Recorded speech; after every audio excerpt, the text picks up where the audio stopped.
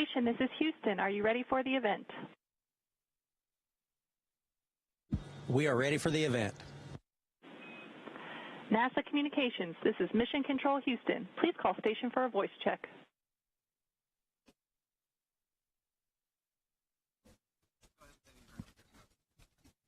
Station, this is Chelsea Bayarte with NASA Communications. How do you hear me?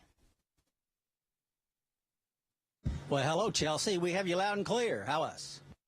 Butch, that's awesome. I hear you loud and clear as well. Thank you both so much for taking the time. We have a lot of people on the phone who are very excited to talk to you, so let's jump right in.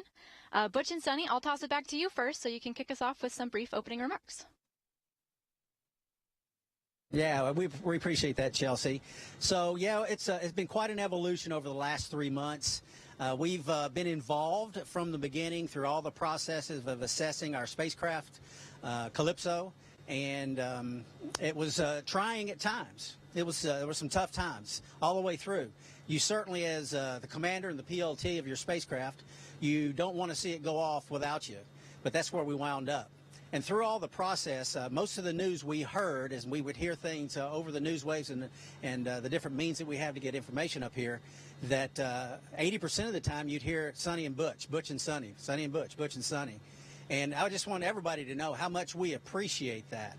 The concern for us specifically is very heartwarming and like I said, much appreciated.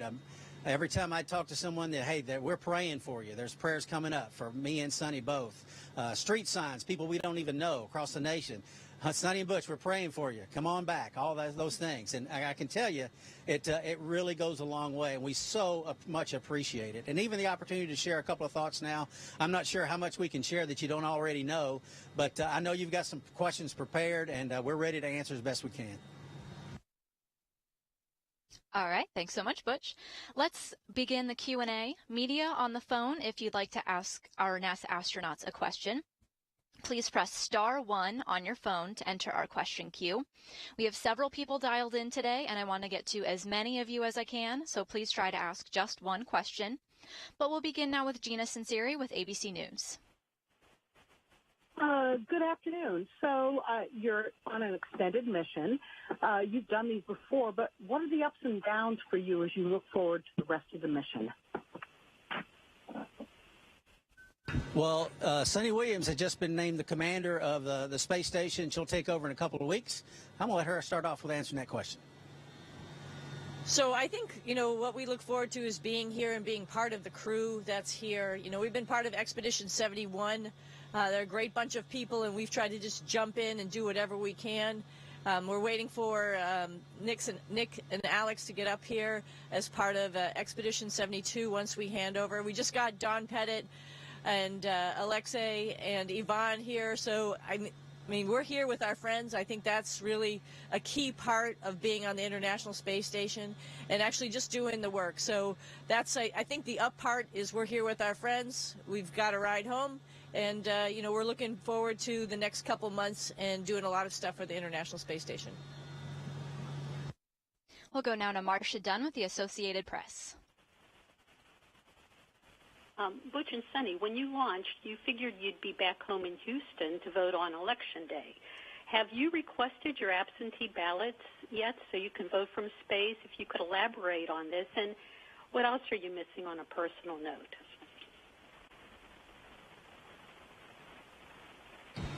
I sent down my request for a ballot today, as a matter of fact, and they should get it to us in a couple of weeks. And absolutely, yes, it's a very important role that we all play as citizens, is to be included in those elections, and NASA makes it very easy for us to do that. So we're excited about that opportunity.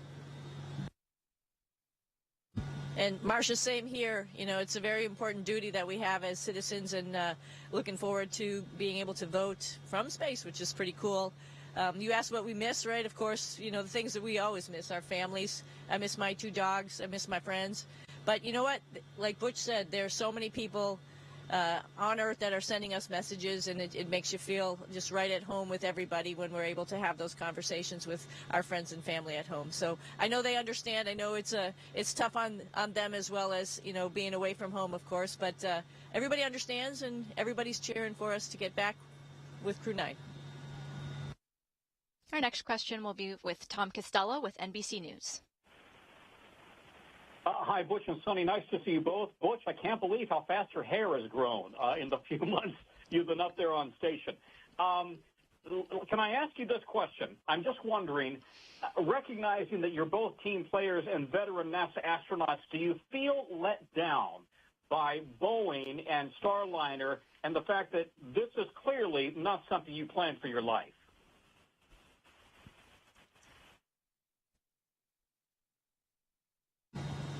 Let down? Absolutely not. Never entered my mind. I don't think Sonny's either until you mentioned it. It's a fair question. I get it.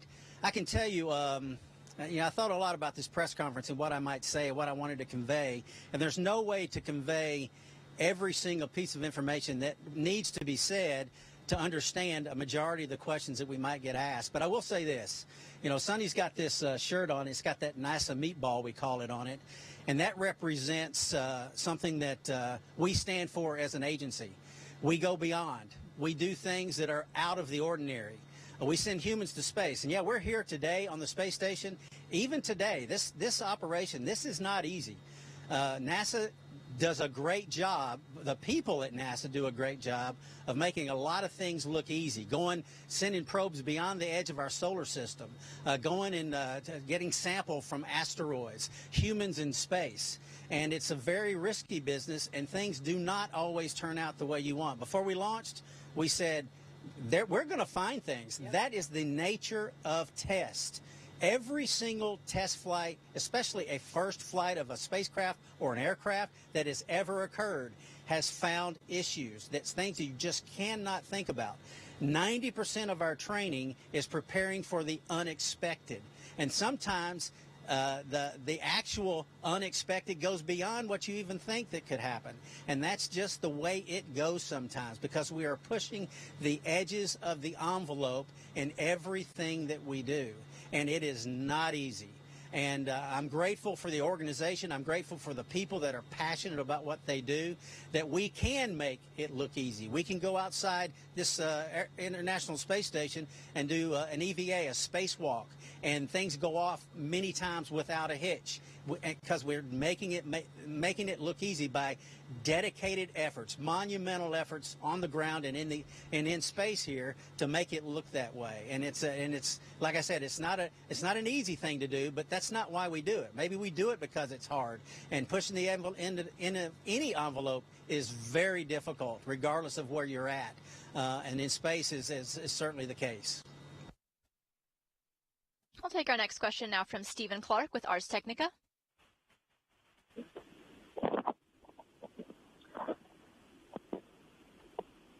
Hi, thank you for taking my question. Stephen Clark from Ars Technica. Butch, you mentioned this in your introduction for a moment, but both of you are veterans of the Navy captains. I just wanted to hear your thoughts from each of you on seeing your ship leave without you. What was that like, and were you staying up late to watch the landing the other day?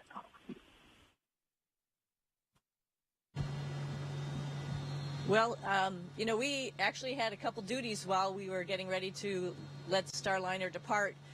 There's some things that the International Space Station has to get ready and be prepared and make sure that it understands that a visiting vehicle has undocked and it goes back to its normal regime of operating. So actually we were tasked with that.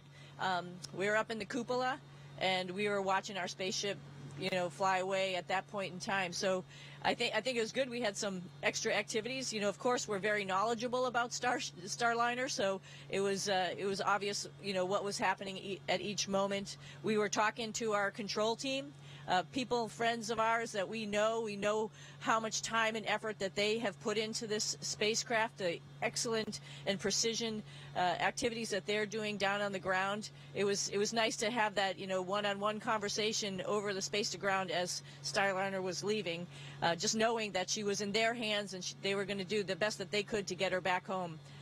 Other thoughts about seeing it leave, like you mentioned, we're both Navy. We've both been on deployments. We're not surprised when deployments gets changed. I mean, our families extended. Our families are used to that as well. So that's not a humongous surprise. I think, like Butch said, this is test. I think before we even flew, we had an interview with a lot of you and mentioned the same thing, that a test flight means that we're probably going to find some stuff. We've done as much as we can to look at the envelope that we're going to operate in, but this is the first time that we've had humans in space in Starliner, and we did find stuff, and we made the right decisions, and we're here, and that's how things go in this business. Like Butch said, it's risky, and that's how it goes in the business. We'll go to Joey Roulette with Reuters.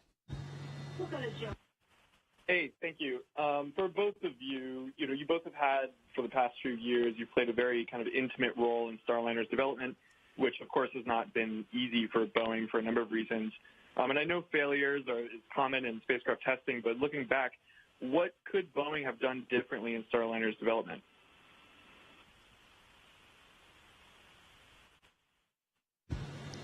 That is a very interesting and a very fair question. I'll say this. There is not enough time right now to go into all the details to make any answer I think that I could give make complete sense. I could say a few things and it would be taken the wrong way, a way that I didn't mean it to be. So for questions like that, all that will play out in the coming months. We've got lessons learned that we will go through. We will have discussions. We will be involved with those discussions, and things that need to change will change.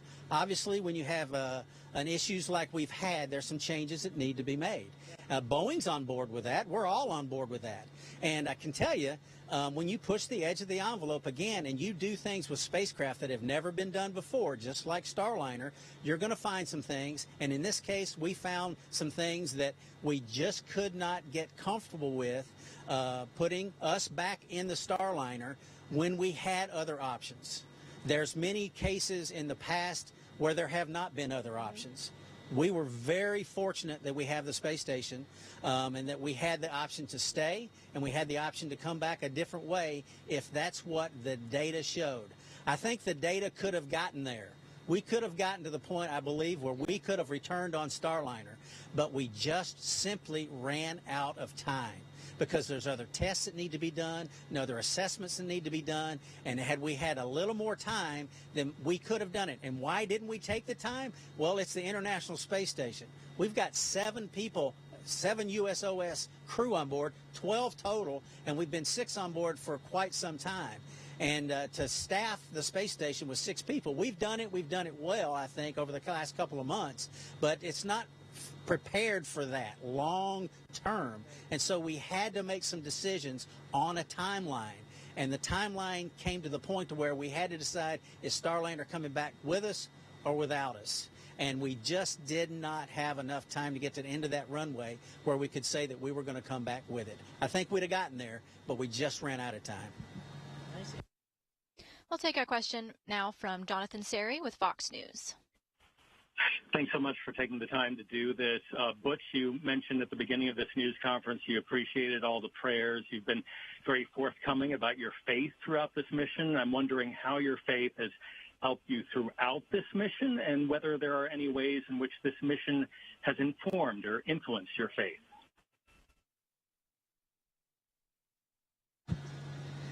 I tell you, I really appreciate that question as well.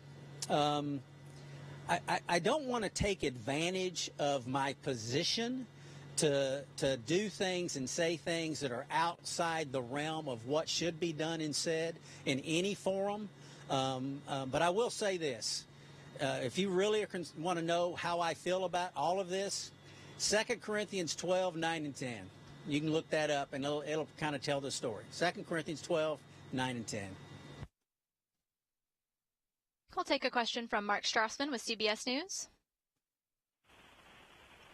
Great to talk to you again. Sonny, I have one for you and then one for Butch. But, Sonny, slight variation on you trained for a round trip on Starliner, and that's not how it worked out. So how do you feel about coming home on SpaceX? And Butch, you went up for, you thought, roughly 8 days. It's going to be more than 8 months. Talk a little bit about the psychological adjustment for you and your family.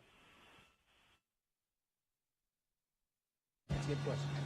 So it's interesting questions. When Butch and I were preparing for this flight, we obviously had talked about it a lot, and we had talked about it being a test flight, and knowing that it was scheduled for 8 days, there could be other things that would keep us here a little bit longer. We've been training for not only Starliner, but also the International Space Station for a number of years.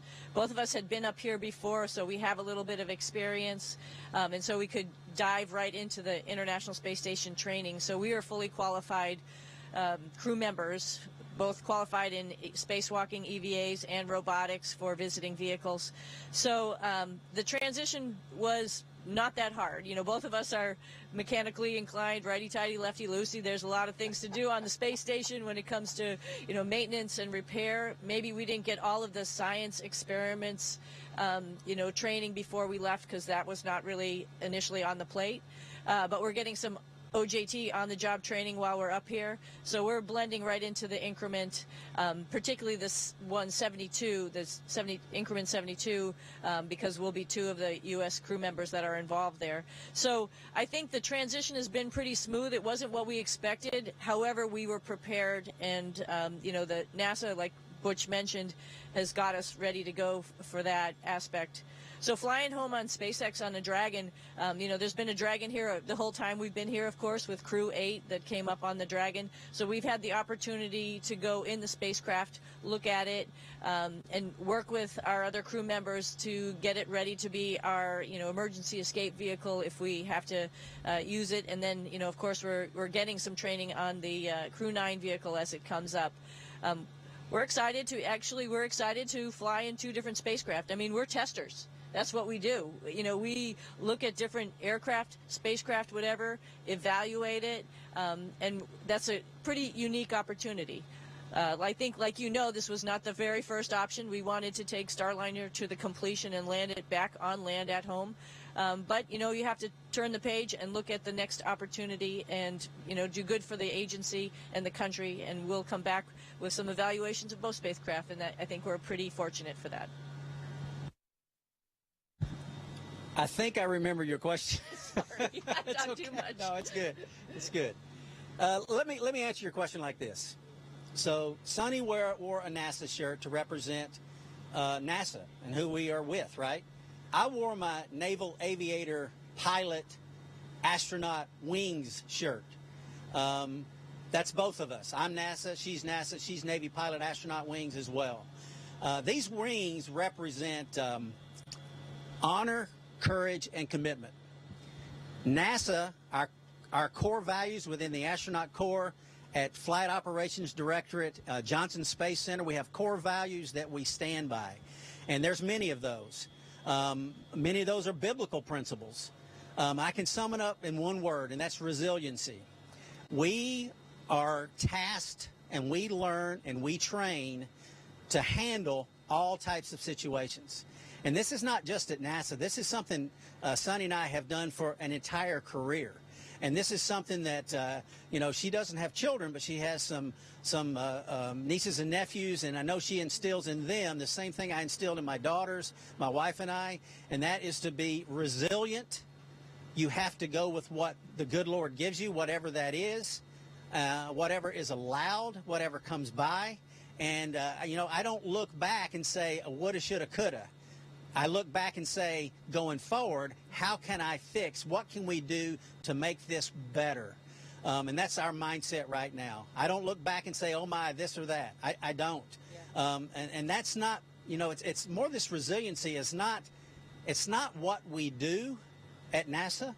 I think it's more who we are. And we deal with all types of difficulties in all types of situations.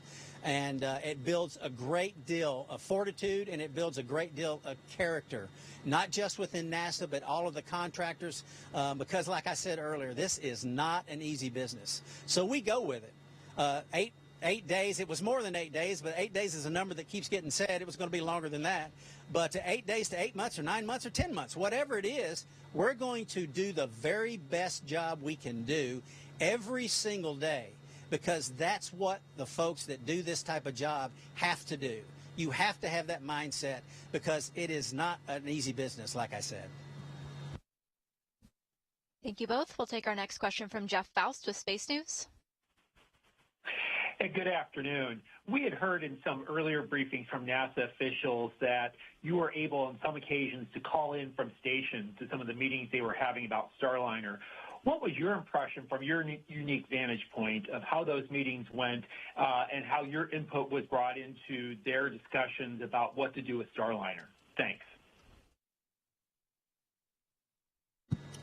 Thorough, all-encompassing, great character that we would hear in the room when there were disagreements, and there are. I mean, any kind of discussion like this, there's going to be disagreements. It was handled with the utmost compassion, which is good, passionate about their points, but with the utmost character, respecting each other and each other's opinion, going through it all. We did mostly listening and taking it all in because we did have a say in how all this would turn out. Thankfully, our managers and our leaders allowed that we would be included, and they wanted us included, and for that we were of course grateful. Ultimately, like I said, though, the decision was made that was made. As soon as it was made, we're on board, right? And it doesn't matter if I agreed or disagreed. It doesn't matter. The decision that we are given is what we're going to march to. Again, like I said, because that's not what we do. That's who we are. Hey Jeff, I might add just a couple things. I was really impressed. There were a lot of opinions. There was a lot of data coming in at different times, and a lot of people trying to digest that data and understand it and take it forward. I think it was really impressive for our leadership and our management to take the time and listen to everybody's opinion and really try to understand where all of that was going. That's really a benefit of this organization. We have a lot of people from many different backgrounds. You're seeing 2 Navy test pilots here, but we have scientists, we have engineers, we have doctors, the whole gamut for putting humans in space. And it takes a lot of people to get on board to have us come up to space, to the space station, and have us come home. And all of those people have a say. They have a direct input. And our leadership really opened the door and really was open to understanding everybody's opinion. And that's really impressive. And it's a way a good organization works, where everybody's opinion is funneled up to their specific directorates and then taken into account by the upper management. So we have to just understand that and be very thankful we have an organization that does that. We'll take a question now from Kristen Fisher with CNN. Hi there, this is Kristen Fisher, and we are actually live on CNN right now. So I might ask a question that has already been asked before, but slightly differently, so bear with me. Butch and Suni, thank you so much for doing this. And I know you both have done long-duration missions before. You've trained for every contingency. But, NASA astronaut Frank Rubio, who was in a similar situation as the two of you, he said that he still had a few hard days as he kind of wrapped his head around going from a 6-month mission to a 12-month mission. So I'm just curious how that transition has been for the two of you mentally when you learned that you'd be going from a days-long mission to an 8-month mission. Thank you.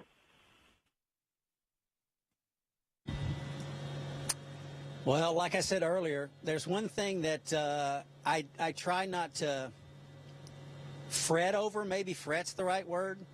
It's things that I can't control, I'm not gonna fret over it. I mean, there's no benefit to it at all. Yep. So my transition was, maybe it wasn't instantaneous, but it was pretty close. Yeah. If I can't affect it, if there's nothing we can do, there's nothing we can do. So we march forward, carry out the plan of the day, as we used to say back in my AOCS days, and shortly thereafter. Aviation Officer Candidate School, by the way, that's what that means. And it was very short-lived, if at all, for me. Yeah. It's on. Yeah. Kristen, I just add two thoughts to that. For us, I think that's Butch hit the nail on the head. You sort of turn to and just take on the next activity of the day, and that's what we do. We're professionals. I think I have to say, though, in the back of my mind, there's there's folks on the ground who had some plans, right? Like, like my family, and so to spend some time with my mom. And I think I was fretting more about that, like the things that we had sort of all talked about and planned for this fall and this winter. And I think I was a little bit nervous, to be honest with you, to say, like, okay, I'm not coming home for it. But you know what? Like we both mentioned in the very beginning, everybody, is on board and is supporting us while we're up here. So I think that fret went away real quick, as well as the idea of, like, hey, we're here, and we're going to be the best crewmates that we can be for our crewmates up here. That's great to hear, you guys. Our next question now will come from Lauren Grush with Bloomberg. Hi, Butch and Suni. Thank you so much for doing this. Earlier, you talked about watching Starliner go home. I'm just curious if you can go more into the emotions you were feeling when it ultimately returned safely. Was there any disappointment that you weren't on it?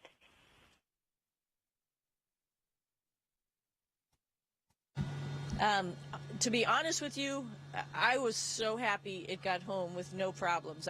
We saw it fly away, and then we all got up. The whole crew got up at 3 in the morning, and we had it up on our iPads watching it land. We know all those people who are part of the landing recovery team, the LRT, who are there in the desert, and we were, of course, fingers crossed, as well as Mission Control. We know all of those folks who are bringing it back home. The entry team. We could hear their voices. We could hear them communicating with each other. We got to see the video from some of our aircraft operating directorate folks who are out there doing IR video of the chutes opening. All of that was a good sense of relief, and we were actually really excited for our team, our bigger team, who got that spacecraft home, and we're actually really super proud of them for having it land pretty much bullseye there in the desert. Yeah, I was up here. It's been several years ago, but I was here when, if you recall, the Cygnus launched out of Wallops Island, and it blew up like a couple of seconds after it left the launch pad. It was coming here, bringing cargo.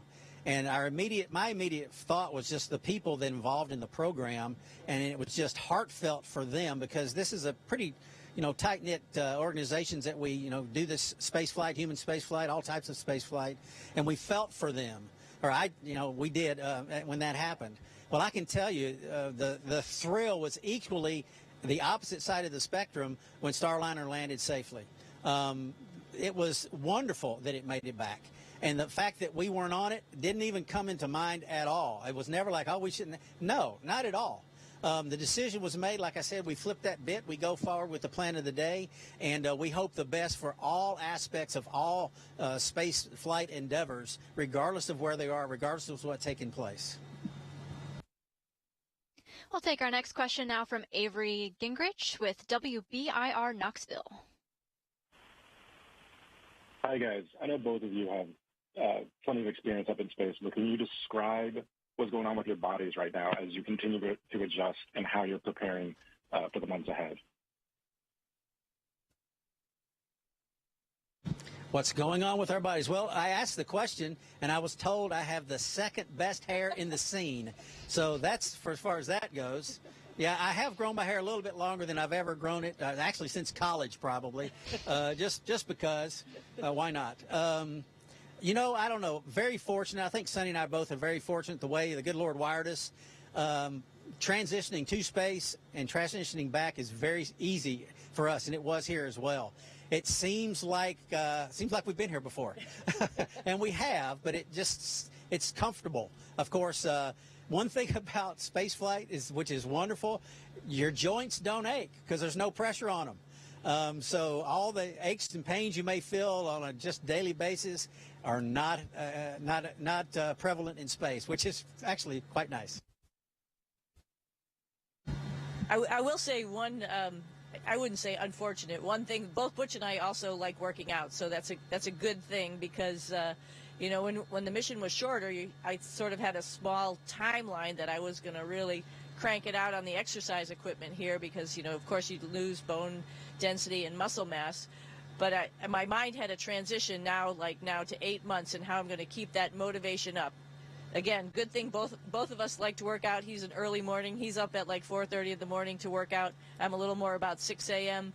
But every day, I mean, it's every day that you have to do that. Every day we're on a cardiovascular exercise, either the bike or the treadmill. Every day we're on the advanced resistive exercise device called ARED, which allows us to do deadlifts and squats and allows us to keep our bone density in our hips and our feet. But that means we're going to have to do this for a little bit longer time.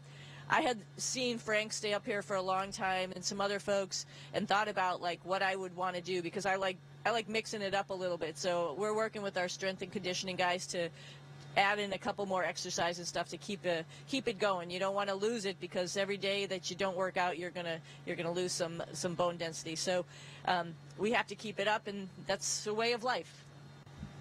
And not to slight anyone else on the call, don't take this wrong, but it is very nice to talk to you from God's country. Well, I think we're going to go to a different part of the country here with Laura Casa with WHDH Boston. Hey, thank you so much. Sunny, this is for you. So many of your friends in Massachusetts are, of course, following your journey closely, cheering you on. What do you say to your Massachusetts family who are watching you from here on Earth? Hey, we had one press conference earlier when it was like still midst of baseball season. I think I said go Sox. So this time I have to say go Pats. Again, now thank you for the call from God's country. I know that there's some really nice crispy apples right now that are getting picked off a tree. I was just talking to my family about that and some other folks that it would be nice if somebody put a New England apple in a spacecraft that was coming up here, because you got the prettiest place on Earth with the fall coming up. We'll take a look at it from up here and try to take some pictures for you guys, but I know the Boston crowd is cheering us on, so we'll find a better place to park the car next time. All right, our next question comes from Ida with the New York Times. Hi, thank you so much for taking this question. The one thing that's been on my mind is that with the challenge of leaving family behind is one thing, but I wonder if there's like a silver lining for you with this like extended stay. And I'm not talking about all the great science you're going to do and the maintenance and all the work, but just this kind of home away from home. And I think maybe, Sunny, I heard your spouse say something about how this is like your happy place. If you could kind of candidly talk about that, about sort of getting this extra time that you didn't plan for and what that's like. Well, I'll tell you what. I'll answer this with respect to the family part. Trying times, and this is, my daughter's. I'm going to miss most of her senior year in high school. My youngest daughter, and my oldest daughter is a sophomore at East Texas Baptist University, and I wasn't able to be with her during the summer. But like I said earlier, we've tried to teach them the principles that are important, and let them understand that trials, however you judge what a trial might be, makes you stronger. And in that respect, I'm grateful. I'm grateful that, it's played out the way it has. We're here. We're safe. We're in a place that we're both familiar with and doing things that we actually enjoy doing.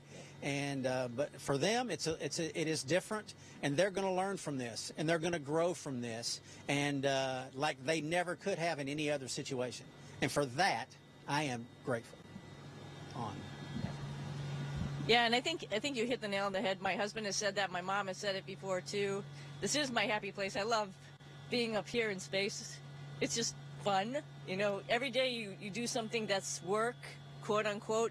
You can do it upside down. You can do it sideways. So it adds a little different perspective. And, about staying up here longer, one of the things I was sort of regretting about a short duration flight is I wasn't going to be able to share it with a lot of people. One of the things I like to do up here is sort of write like a little recap of the week and send it down to people so they can see what fun we're having and what kind of work we're doing up here, because it is so much different than being on Earth, and I think it opens up that door of making you think a little bit differently, just perspective. And I have that opportunity. I think I was on week 12 of writing a journal to send down to folks, and I really feel very fortunate about that, being able to send it to people, and they can understand what we're doing up here and see that, we're living in a remote area, but we're doing world-class science as well as, living with other people, for the betterment of so much, and, being able to have a perspective out the window as well as a perspective upside down or sideways is something that I hope we can pass on to the rest of humanity. All right, our next question is with Aishwarya Kumar with ESPN. Hi, thank you guys so much for taking the time. My question is for Sunny, and it's a little philosophical, so apologies for that. But what do you feel in your body, your mind, and your soul when you run in space, and how does it compare to running on Earth?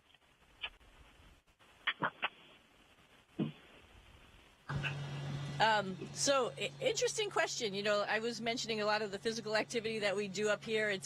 It's a little harder, a little different, but fun at the same time. When I'm on Earth and I'm running or moving, there's a lot of things going on in your mind, but you can't get away from being on Earth. I love to take my dogs for a walk early in the morning, so you can, hear the birds singing and hear the day start. Here, that's really not the activity. It's sort of funny, though, that I just thinking about it, when I first got up here, I saw something fly by and I thought it was like a bug. But then I realized, oh yeah, we're up in space. That's not going to happen. So your mindset sort of changes. But then again, like I was just mentioning in the question beforehand, your perspective changes, and being able to be on the lifting device and looking right out the cupola window above you and seeing our planet go by, and then taking the moment to go and look in the window between sets, or just to have that moment to be quiet on the treadmill or whatever, it takes you to a different place, and it's very peaceful up here a lot of times. There's a lot of work that's going on, but it also gives you a time to be a little introspective, a little change your perspective on a lot of things how we do things on Earth. Like, it really is difficult for me to imagine people on Earth not getting along together. It's the one planet we have, and we should all really be happy that we're there together, because that's it. That's our place. So I think that's pretty much how I feel about that. It just changes your perspective. I can tell you, if you're looking for a guest picker for College Game Day, give me a call. Also, I've been asked several times, yes, I do have the SEC network. All right. Well, that is all the time that we have. I want to sincerely thank you, Butch and Sunny, for participating today. We can't wait to follow along with the rest of your mission. Goodbye, good night, and thank you again. Station, this is Houston ACR. That concludes the event. Thank you to all participants. Station, we are now resuming operational audio communications.